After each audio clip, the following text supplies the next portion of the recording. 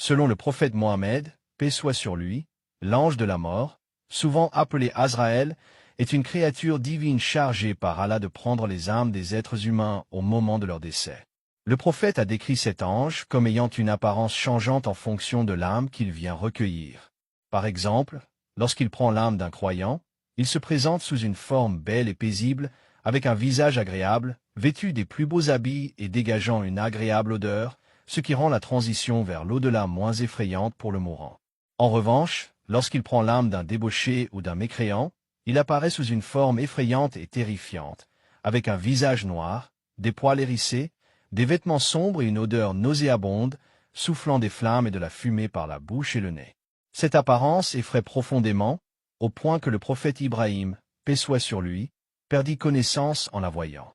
L'ange de la mort agit toujours sur ordre et selon la volonté d'Allah, incapable de prendre une âme sans commandement divin. Le prophète Mohammed, paix soit sur lui, en a enseigné que cet ange connaît chaque individu mieux que lui-même, et qu'il est un être chargé d'une mission solennelle, implacable mais juste. Dans la tradition islamique plus détaillée, Azraël est décrit comme un être céleste d'une puissance immense, parfois décrit comme ayant 4 faces, 4000 ailes, et une taille cosmique, couvrant en tout l'espace. Son corps serait couvert de langues et d'yeux, représentant la capacité de voir et d'entendre tout ce qui se passe sur Terre.